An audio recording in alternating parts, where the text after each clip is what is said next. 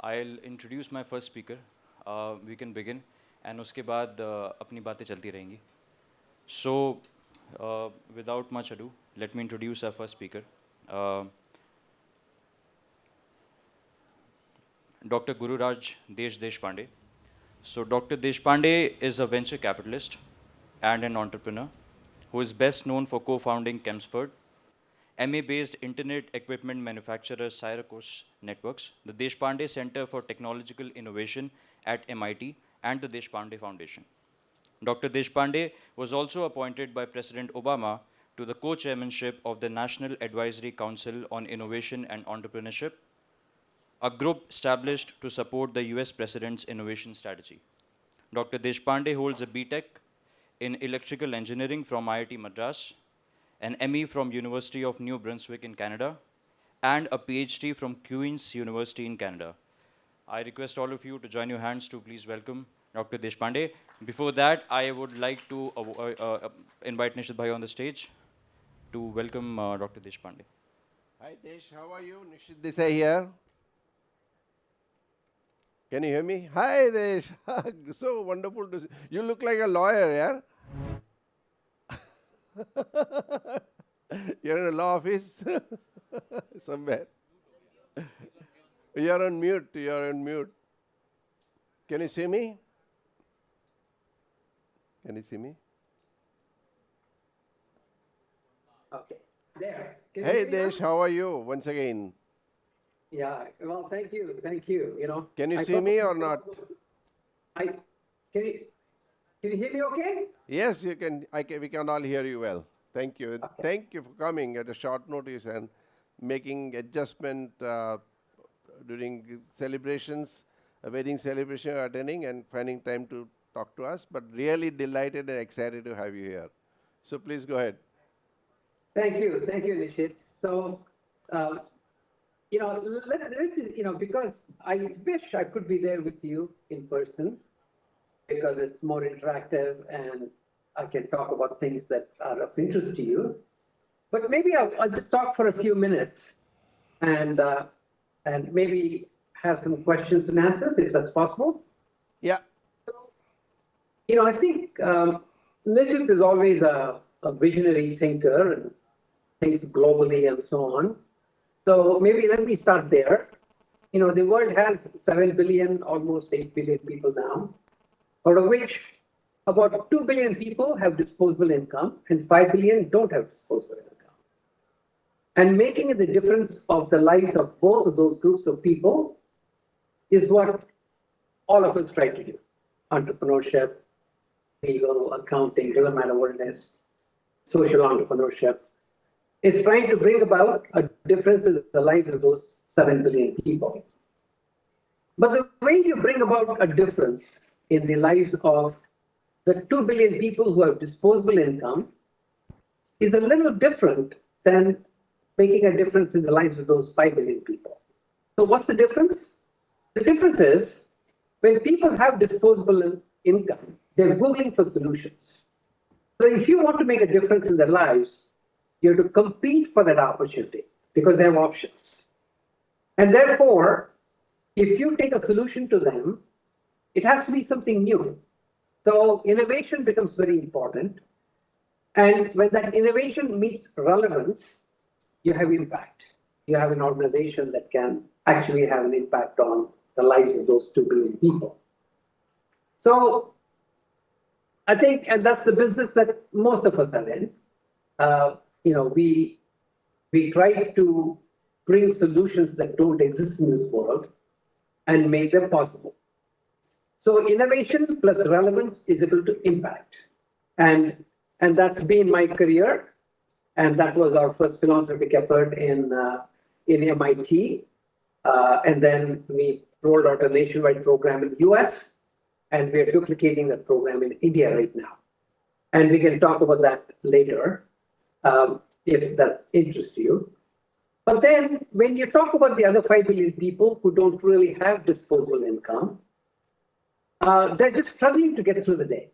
So that equation gets turned around, and it's really relevance plus innovation is equal to impact. Meaning the solutions that you create for those 5 billion people, you have to co-create the solution with them because they have a very different risk tolerance, they have a very different lifestyle. And so you have to co-create the solution with them.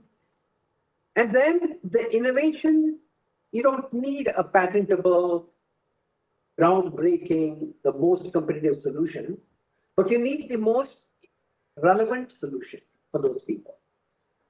So the formula for making a difference in those lives of those 5 billion people is relevance plus innovation is equal to impact.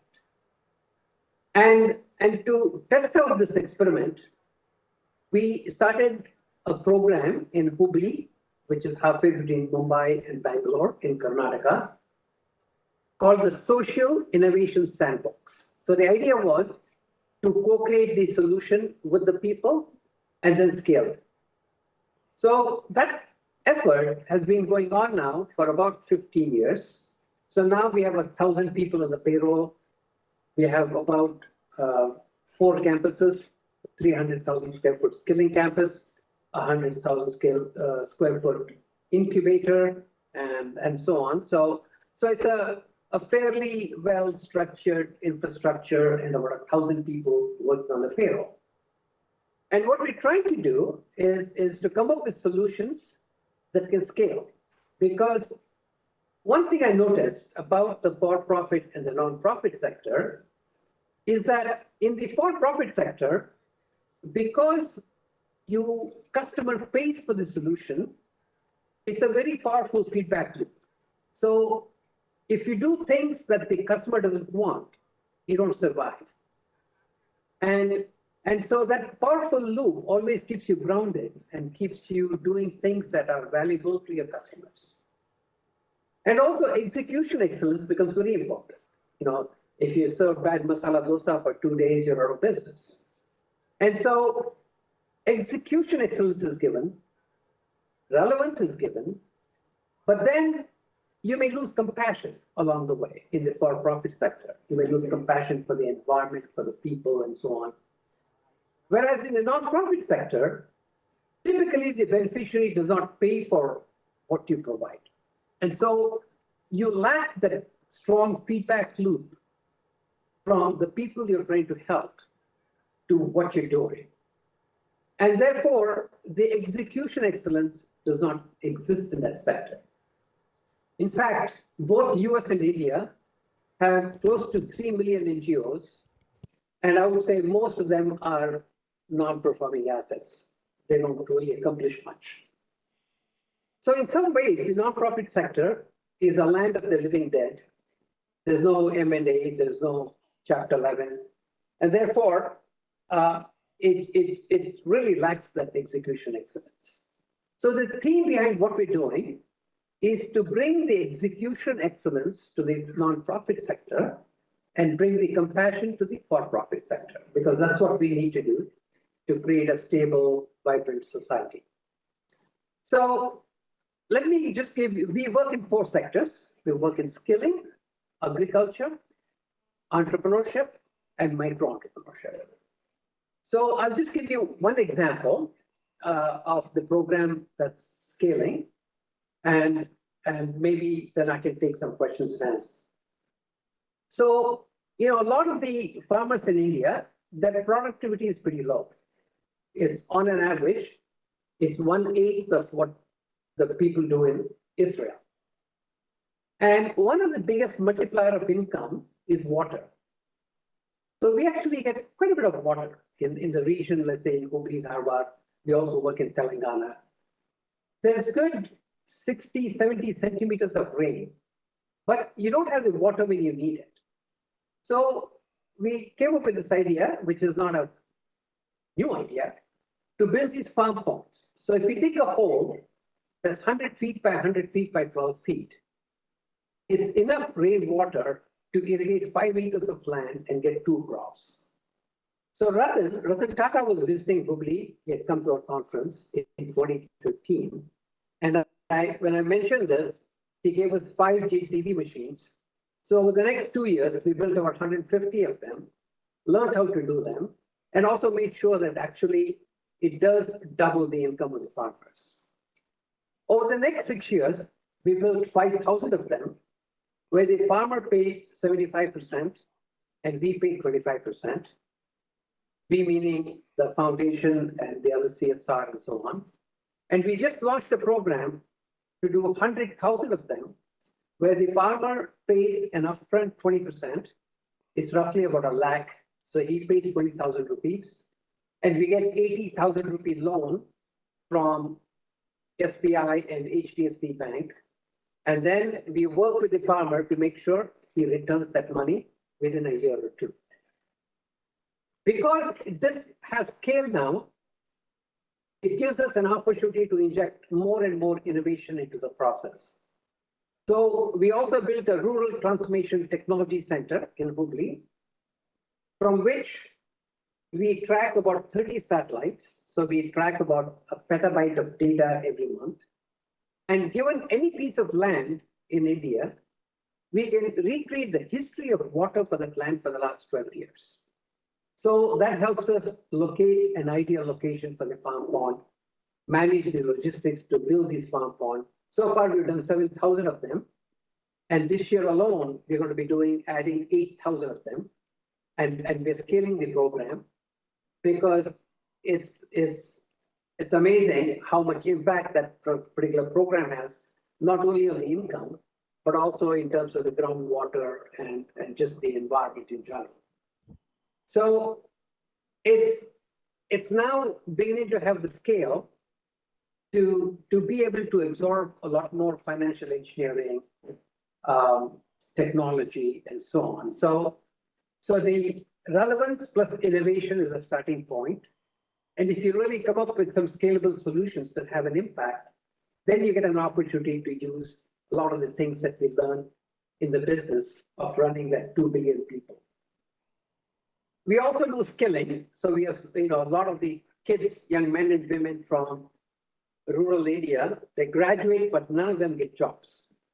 So we have a program where in 4 months, we can intervene and make them employable. So we've done 14,000 of them now, and we're beginning to now scale the program. And our placement rates have been 100%. So the good thing about these interventions is that they're all simple interventions. And they're not like breakthrough, easy equal to MC square. Simple interventions, but bringing the discipline and the sustainability to these programs is where we are trying to implement so that we can actually do the scale. Because India has 1.4 billion people. And so all these programs need to scale to millions and millions. So we do these 2 programs in the 2 areas, Hubli and Telangana. And now we are beginning to expand them throughout India through partnerships. So our first pilot for partnership is in Maharashtra. So we're going to be doing this year, just the beginning of 100 farm ponds and a few hundred students where we scale and get them jobs. And hopefully, once we know how to do this, we should be able to bring about these programs throughout India. So what I'm excited about is that the social sector can benefit from a lot of the things that we learn in the developed sector, but only after we build a co-creation capability and the local capability to actually absorb those ideas. Otherwise, the problem in this sector is that even in the US, it's $4 billion a year. And a lot of the very smart people who are extremely compassionate and want to help in the sector keep coming up with ideas, but those ideas cannot be absorbed for the community for whom they come up with these ideas. And so we have become an idea generation factory where we keep generating these ideas, but those ideas don't go anywhere because there's no capacity to absorb them. And so if collectively, if we can somehow find a way to connect the competence that we have in the competitive social developed sector to the connectivity of the social sector and not lose that connection to the people we're trying to help, I think we can make big strides in making sure that we bridge the haves and the have-nots and create a an economy and a nation that's a lot more stable and sustainable.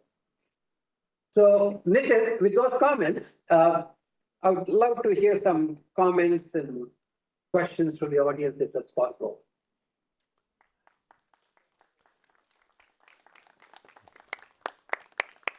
So Desh, first of all, let me thank you so much for agreeing to come and talk to us at the speed of thought, which is your, with extraordinary, career at MIT and Sycamore and everything. I think your passion for social sector and social good is really commendable, and we all admire you. I think this is today we got all house full. People are very eager to listen to you, and what you said makes a lot of sense. Just to give you a short perspective on why we are here, what we are doing. So to let you know the purpose of our firm, or we don't like to now call even firm, but I think more of a platform. So we are a platform, and it's a three-dimensional purpose that we have identified for ourselves. First is, of course, to do highly complex, innovative legal work, which is bread and butter. That's only 1/3 of our purpose. Second, we want to foster the next generation of socially conscious lawyers. What I have observed on a global basis is that there is so much obsession with commercialization of the profession. Yeah, we all want to make money, no doubt about it. Nobody is, and that is the right thing. There is nothing wrong about it. But you cannot be unidimensional to only look at money and nothing else. So as a firm, we do a lot of research, academics, thought leadership and stuff like that, looking to next 3, 5, 10, 15, 20 years from now, see what new technologies will be coming, what new social issues will be coming, what new political, economic issues will be coming, and what will be the future strategic, legal, tax or ethical issues.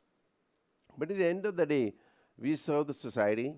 We are in the profession of law, not in the business of law.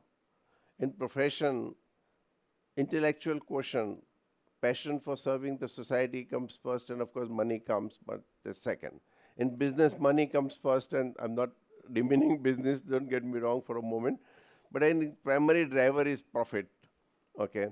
But we think that in profession, that's the difference between profession and a business. And we have a lot of passionate people here. And in fact, I would like to introduce one or two people. Huzefa is doing a lot of work in the area of agriculture and drones. We believe drones will create next highest level of employment in India or elsewhere in the world. And we have done work for World Economic Forum as well, and agri-drone and stuff like that. Similarly, last 5 years, if you see, the maximum employment was created by delivery boys. Next 5 years, we can see a lot of in drones and some of the agro-tech side. And my idea was that when you come here, sometime in our Blue Sky research campus, to ideate together as to what can we do together. So second purpose of a firm or a platform, let me put it this way, is to foster next generation of social. You should be at least conscious of it. If you're conscious, you'll do something. If you're not conscious and not aware of what your role in the society as lawyers or professional is, probably you will never think about it. So we would love to have you sometime and ideate with our group of people. We also have Rahul Rishi, I don't know if he's here. He leads our social sector practice, and we'll be connecting you. Like that, there are many other people. I'm just naming one or two just as illustration, not that others are not. But idea is, how do we come together to do something interesting, exciting, change the world for the better together? And again, like you, I'm a firm believer that technology is the greatest social leveler, and that puts everybody at same level, and even the poorest man can become Bill Gates or otherwise. I'm not talking about commercialization, but I think that gives an opportunity to people to, grow faster, better, whatever it is, right? So I think that was I thought I'll just give you a little glimpse. The second part of our firm or platform is to nurture and foster next generation of socially conscious lawyers. And third dimension of our firm is to shape the future of law.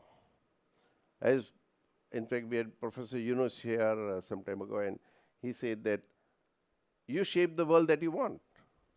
Same, if we are lawyers, we shape the law that we want, right? So if you are socially conscious, then we will be shaping the law so that society is more just, equal, whatever it is, right? And there's nothing like perfect world, but it's only a journey. And so this is what I thought, there are three-dimensional purpose to do highly complex, innovative work, because that is what our background is in complex work, at global work, most of it, and at the same time fostering next generation of socially conscious lawyers and shaping the future of the of law. So these are the three things that I thought I'll just bring to your notice. So and we enjoy innovation, as you know, almost 5 years in a row, Financial Times of London ranked us at the top on innovation in whole of Asia. Not that others are not innovative; they are great firms, and we are very happy. And it's a age of what we call competition. So all it's a competition is not something that we are obsessed with. Yes, it is there, but it's not just to bring efficiency, not to become too obsessed with that. So all our research work, everything is used by every single law firm in India, elsewhere in the world, because we've done a lot of cutting edge work. You've seen some of them already. So we would be very happy to collaborate in whatever way we can to support you in your endeavors in Hubli or wherever else in the world, because one part is to think about India, we also think global. There are a lot of things to be done, even in East Palo Alto, in Africa, elsewhere. So I think taking a global view, but and I'll just finish here for a moment. If Silicon Valley and Boston, MIT is a lab for technological innovations, I think India is a great lab for social innovations. And the models that we develop here can be exported anywhere else in the world. So this is broad comment I would just make, but thank you so much once again for joining us. Here is people, if anybody wants to say a word or two or ask question to, oh, we have a lot of hands going up. So may I ask Vaibhav Parekh, he leads our New York office whom we met some time ago. Hi Desh. Be quick, everybody, so you know. Yeah, hi Desh. Really good to hear you, and I've been following your work actually for last many years now. I was based in Bangalore, now I'm in New York. I'll Let see them you come and sometime sit, soon, but I had a question to you. Climate change is becoming very important, and wherever I go now, climate change and climate tech is really the key, and all now focus is trying to go towards how do we make a sustainable living, how do we really create a climate which will allow us to live in the way we have been used to live. So what are your thoughts there, and is that something which you have been doing in the 4 areas which you mentioned? How does it go towards the climate change and climate tech? Yeah, no, that's a good question. I think climate is such a big issue that we need to work both top down and bottoms up. So places like MIT are, investing big time money, and that's a big focus for coming up with brand new technologies, new energy generation, fusion, all those kind of things, which can only be done with very, very high technology, very high innovation, and so on. But we also need to work on getting people to adapt to climate change. So all the work that we're doing in Hubli, I think in some ways, these farm ponds, it's a very simple solution, but if you do, I can see if you do like 1 million ponds in India, 80% of the water is agriculture. And so if you can have a lot more trees, a lot more greenery and all that kind of stuff, it does create a solution. So I don't think you can approach just one way. You'll need a multiple ways of everybody chipping in. And I think we need to work both bottoms up and top down. Arvind?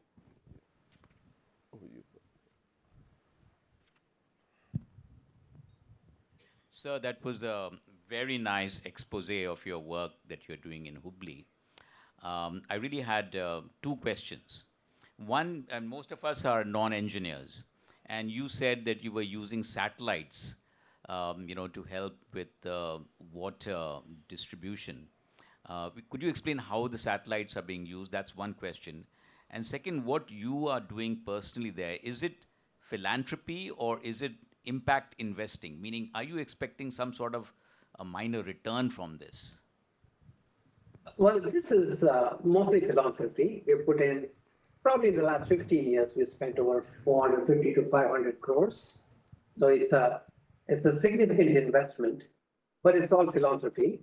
But the reason why the farmers pay for all these things is because, number one, it makes it sustainable so they can do a lot more work.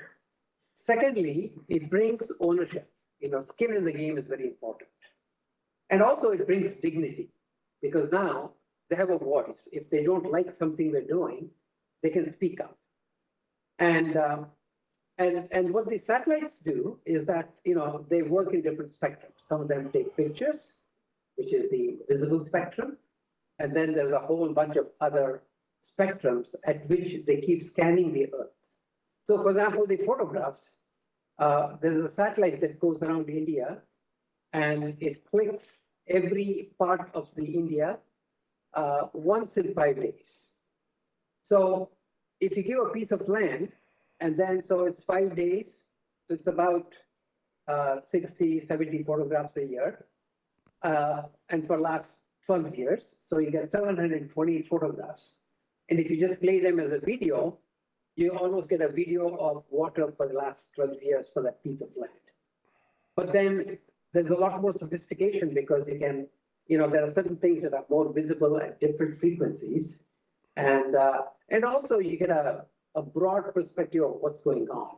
It's very hard to get a perspective of the water and how the water is aqueducts and everything else if you don't have that, the top-down vision. But again, it's the beauty is we have our CTO is in Silicon Valley, very technical, but also he's very connected, very compassionate about helping the poor farmer in India. So the challenge and the opportunity is to connect some of these very high-tech, very sophisticated tools to the benefit of solving some simple problems for the farmers where they make sense. And that's been a very interesting journey. We do our annual conference on February 3rd and 4th. February 3rd is where people go on field trips and see all the work that's going on in the field. And 4th, we get together and talk about some of the issues that Nishith brought up. So I will make sure that you all get the invitation. And if any of you are interested, would love to have you in Hubli on February 3rd and 4th. Yeah. Cyril, you want? Hi Desh, Cyril Desai.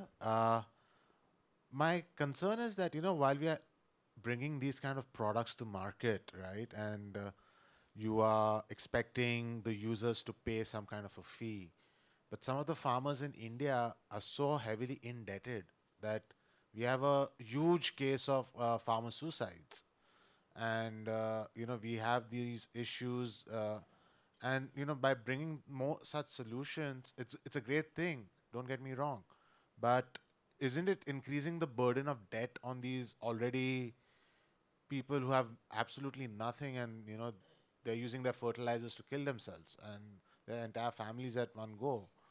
And do you think a freemium model, like a Google-like model, is more applicable, where you give all these services for free and you take their data and you create kind of like a token economics behind the data, so that every time you collect some data from theirs, you're giving them a token, and these tokens are tradable? Yeah, no, you're absolutely right. That some of these people have huge amount of debt. And that's the challenge in coming up with a product for the sector, because these people have very, very low risk tolerance. They don't have money to invest. So, in the disposable income category that I was talking about, if I and you, somebody mentions the product, the next thing we do is we go buy it on Flipkart, Amazon. If it works, great. If it doesn't work, no big deal. But for these people, any of these interventions are existential questions. If they don't work, they're dead.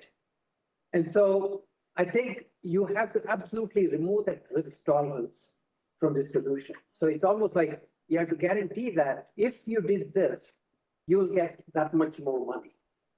And almost give a money back guarantee to these solutions, which is what we lack in the nonprofit sector, because most of the nonprofits claim that they do a lot of good things, but you say, okay, will you give me a money back guarantee, they'll back off.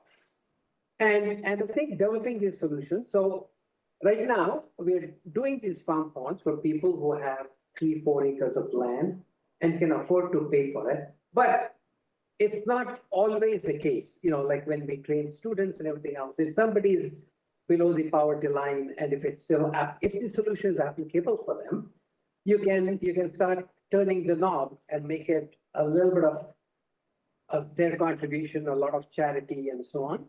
But what I find is that getting something from the farmer is absolutely essential. There's a lot of government programs, and people claim that they've done lakhs and lakhs of these farm ponds. But you go and see, there's not a single farm pond there. There'll be a little hole that is totally dysfunctional. So somehow you have to keep coming up with solutions where they do have a stake in the game. But like you say, if people really can't afford the whole thing, they don't have to pay for the whole thing, but they have to show some intention of wanting to be a part of the game.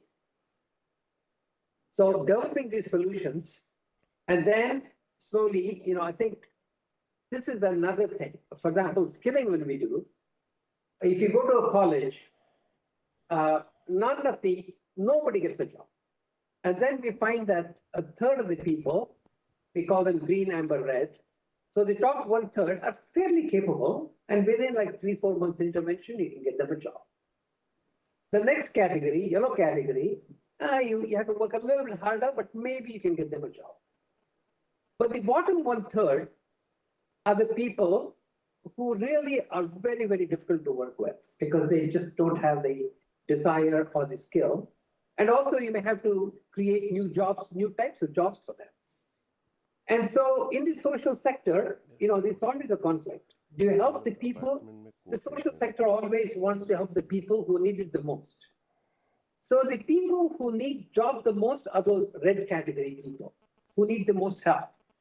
But one discipline that I'm trying to bring to the organization is to say we have to be humble in terms of what's the solution that you have and whose problems does it solve.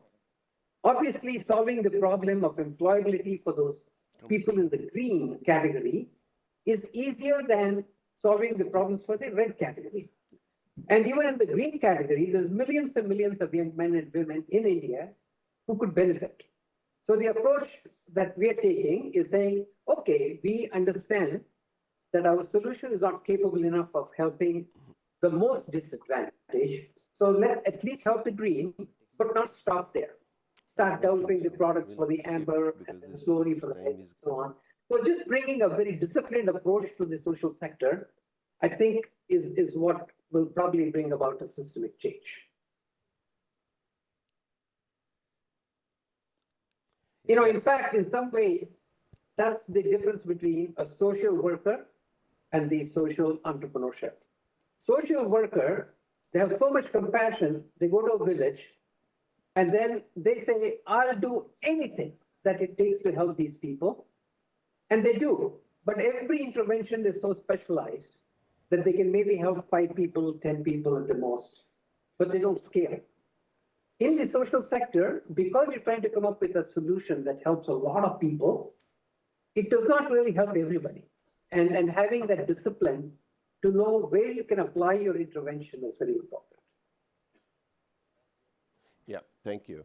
So we have Nishith Joshipura. He leads our financial services practice, and obviously a lot to talk together. So Nishith, yeah. Yeah, hi Desh. Thanks for your talk. So Desh, the way at least I was thinking was, the concept of philanthropy has evolved over the last few decades, where earlier we used to see, the billionaires first making billions, and at the fag end of their career, they will, donate, billions and billions of dollars. To now, we are seeing as people are earning money, they have started doing philanthropy. But still, at least the way I see, it's still very narrowed to the concept of money only. Philanthropy is equivalent to money. But there can be multiple ways of doing philanthropy, like philanthropy of knowledge, philanthropy of connections. There are so many smart people who don't have money, but they have a lot to offer in terms of knowledge. There are so many people who are so well connected, who can connect many NGOs. Like if one NGO is short of capital but has great distribution network, other NGO is having capital but no distribution network, those two NGOs can be connected. Uh, have you seen any work being done on the side of philanthropy for knowledge or philanthropy for connections? Because at least we don't see those cases coming out. I mean, what is published in newspapers is only philanthropists to donate money. But I at least see a lot of opportunity here, because there will be lot many people who will be able to do this philanthropy, and help to shape the world. No, you're absolutely right. That's why it's so exciting to hear Nishith talk about the three pillars that he's trying to build the whole organization on. And as you know, the people, purpose, and profits are the three P's that drive most of the organizations now, because the younger people don't want to work for organizations which just focus on profits. So there's no point in creating a very profitable company, polluting the whole river, and then saying, okay, I'm going to give you money to clean up the river, right? So, and that applies not only to the organizations, but also to individuals. So everybody has to somehow get involved and contribute in whatever little way they can. And we need to bring these sectors and people together to be able to make it happen. And it's very important. Also, what I'm seeing, and it's not a easy problem to solve, because if you made a lot of money, it's a lot easier just to give the money away as opposed to really take on the problems of running these things day in and day out. So out of the 1,000 people that we have about 900 people who come from the connected class, whose parents, whose brothers, sisters are farmers and so on. But we have about 100 people who come more from IITs and IIMs and so on, who have actually made that commitment. And so I would love to surround another 100,000 people around them who cannot be there full time, but they work for other organizations, but they are willing to bring that competence. And we just need to change this practice. In business, if you have version 1.0, and if you don't come up with version 2.0, 3.0, 4.0, 5.0, you're dead. In the nonprofit sector, you're lucky if you come up with version 1.0, but then most of these people have enough balance sheet to meet the payroll for 2 months. So you'll never see anything but version 1.0 for the next 25 years, because it's a treadmill. They have to keep promoting as to how great they are so that they can just meet the payroll and keep doing what they're doing and keep scaling that one. So the new thing that we need to bring to the sector is how do you continuously make these interventions cheaper, better, and faster, and make them more applicable for a broader and broader groups of people. So I think we just need to bring all that you people do in your day-to-day life to this social sector, and that's going to take all of us. Yeah. Thank so you. we have. Can I just go, Josefa, 1 second? Yeah. Hello. Yeah. So I really have no questions, but I just thought of sharing few thoughts of five, Who's six speaking? people here who are actually part of North Karnataka, like spread across Hubli, Dharwad, Bijapur, Belgaum, Koppal, and all. So we have seen your work and your foundation work, which has done during the pandemic. I really have a lot of friends at Deshpande Foundation who has been working for many years now. During the pandemic, the work you guys have done is really phenomenal. The smile you guys have brought on the families during such pandemic situation is, I have personally seen how happy they were, how content they were. And not just that, the amount of work you do at rural places, like skilling the graduates and the work you do at the farmers level, the agricultural helps and all, it's really immense actually. And I've been beneficiary of some of your facilities as well during early days of my career. Not just me, I think a lot of my friends at my village. So there's absolutely no words to share how happy we are seeing you here, and we're really proud of you, sir. Actually, thank you. Well, thank you. Thank you. You know, we all need to join hands to really scale these things to all across India. So, Hi. And just to add one more thing, sorry, Azif, and the job satisfaction you guys giving at Deshpande Foundation, I really hear from my friends, and they are very happy with that. Thank you so much. Once again, a big round of applause. Desh. I have Huzefa Tawawala. He leads our technology drone practice with agriculture and stuff like that. So maybe he has. Yeah, a related question on, you mentioned, and of course, just echoing the gratitude from Santosh. Desh, you mentioned about skilling and, how you kind of having people invested and skin in the game. We did a project for World Economic Forum, WSRG, which is the, water and resource group last year. And it was a demographic study done in certain parts of Maharashtra. They kind of split it into four, and they analyzed it from a water content, humidity content, soil content, and how the deployment of drones can actually help the farmers. It was a pilot which was done, and of course there was a cost benefit which was run, obviously, because it's not cheap to do that. Just curious, considering the amount of skilling, the issue have done, have you kind of explored drones for agri-tech in any thoughts, inputs there? yeah, we're working on it. You know, the challenge is taking all these interventions and converting them to a point where somebody can, they don't have the capital to do any of these interventions. So how do you bring it to a product where they can borrow that money, but then be able to return it within a year or two and create a whole new business for themselves? And so I think all of us can work together on those. And these things will become more and more viable as time goes on, because technology is only getting cheaper and faster and better. But it takes a lot of discipline to get to the point where you just absolutely remove the risk for the people that you're trying to help. And also they have to be scalable. If I think it's easy to do one or two experiments and show how capable they are. So, but really converting them into interventions where they are sustainable and the farmers are guaranteed to benefit from that intervention is where it takes time. It's just like product development. And in this sector, because you have to absolutely remove the risk, it takes a little bit longer. So I think a very disciplined approach of all these ideas is probably the way to do it. And the way to look at what we do is we are a living lab for all these kinds of ideas. In fact, just to add a point here, we need to find new models for access, because ownership is slightly difficult, but new models for access, and whether we can provide access to these new technologies to farmers or other people based on, for example, outcome or revenue or profit sharing or something like that. If they don't make money, you don't pay.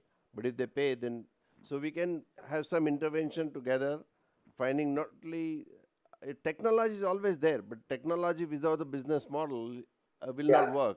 And the same thing, I think, together we can. Right. So the way we do it is we always try it out with 50, 100 farmers, and we give them money back guarantee. And so it's the deal is you made X last year, you put this intervention, you'll get a lot more, and if you don't, we will give you that money. And it turns out to be not like a big risk. Yeah. So I think, but that's what gets them all excited about it.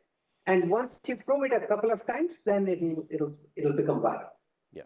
Very quickly, Suril, I think we have other guests already. Quick point. Do you believe that if we look at this whole agricultural sector and create technologies which are more open source, and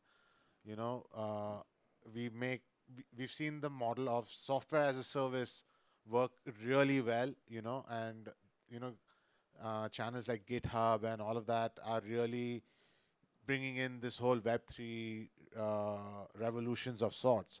So would it be a good idea to have farming as a service as well, and create those kind of business models where the farmers, because they are they in the entire supply chain, they become the victims of it, So if they are, if we elevate the importance that a farmer has to society, because right now they are the least important Yeah. people.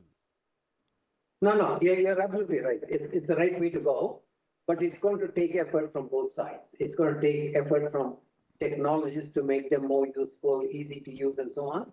But also, it's going to take a lot of effort on the social sector to get these people to buy into these things and start using them. Because, I think innovation is very hard in that section of the population because they're just struggling to survive. And so anytime you ask them to do anything new, there's a risk involved.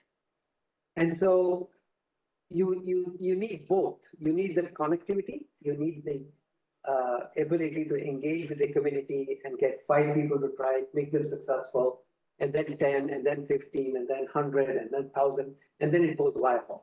So you need a lot of that bottom-up work, but also you need the top-down work. And I'm very optimistic that top-down stuff will happen because that's technology progress and innovation and so on.